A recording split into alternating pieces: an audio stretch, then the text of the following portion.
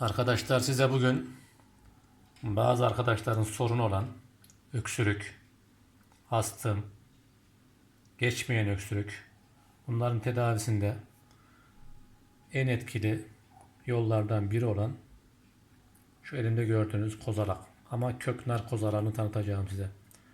Şöyle indireyim. Evet. Astımın, bronşitin, geçmeyen öksürüğün en büyük tedavi yöntemleri bu köknar kozalağıdır. Bu taze olduğu zaman topluyorsunuz. Çünkü kurunca bunlar açılıyor. İçindeki özü gidiyor.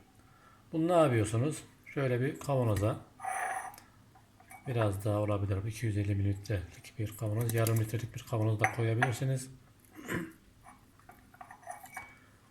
Bunu komple ağzını suyla dolduruyorsunuz.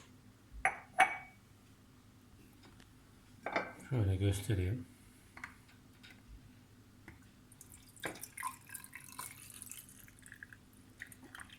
Evet, bu suyun içinde kalacak şekilde, şöyle görüyorsunuz. Suyun içinde kalacak şekilde ağzına kadar dolduruyorsunuz. Burada dikkat edeceğiniz husus,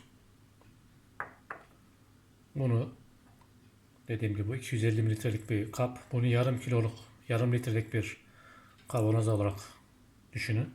Ağzına kadar doldurun ve bununla beraber gidip bir çaydanlık veya bir ısıtma kabında kaynatıyorsunuz. En az 10 dakika, 15 dakika, yani kaynattıktan sonra, ısınıp kaynattıktan sonra en az 10 dakika kaynatıyorsunuz. Şöyle bir kullanmadığınız çaydanlık olabilir bu. Atıyorsunuz.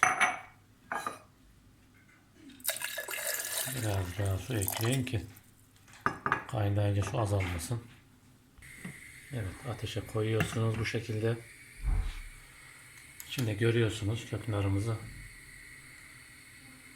Bu şekilde ısıtıp kaynatıyorsunuz. Kaynadıktan sonra 10 dakika, 15 dakika kadar daha kaynatıyorsunuz. Yani bunun içindeki malzeme iyice rengi, bakın yavaş yavaş rengini verecek o.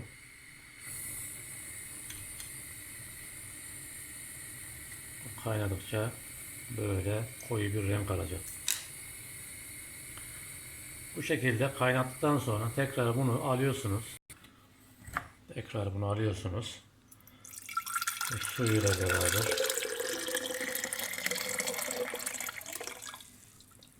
malzemeyi tekrar böyle içine atıyorsunuz arkadaşlar. Evet, şu anda tabii kaynayınca koyu bir renk alacak bunun içi. Köknarın suyu buna geçecek. Biliyorsunuz yapışkan bir suyu vardır. Ve bu şekildeyken tadı biraz acı gibi olabilir. İçimi zor olabilir. Onun için buna bir tatlı kaşığı diyelim. Şöyle balımız var, görüyorsunuz. Bal olmayan da şeker katabilir. Ve bunu ağzını kavanozun kapağıyla böyle görüyorsunuz, kapatıyorsunuz. 3 gün 5 gün kendi halinde dinlensin.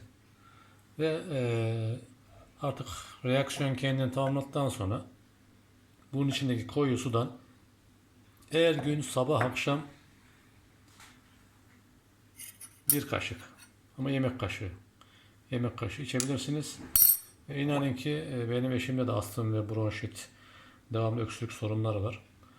Bu tarifi bana Bolu'dan değerli bir abimi söyledi. Bu köknarda gönderdi kendisi. Yani bunu yaptığınız zaman inanın öksürük, grip, üst solunum yolları hastalığı diye bir şey kalmayacak.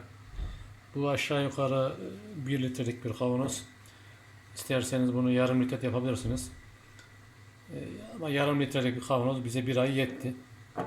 Hatta sonra tekrar bir daha ısıtıp yaptık. Yani bir kozalak bize de bir ay çok rahat yeter. Burada dikkat edeceğiniz kozalağın taze olması. Ne kadar taze olursa o kadar içindeki özü suya geçecektir ve size faydası olacak. Dediğim gibi bu tarifi bir deneyin. İnanın memnun olacaksınız. Evet, hepinize geçmiş olsun diyorum.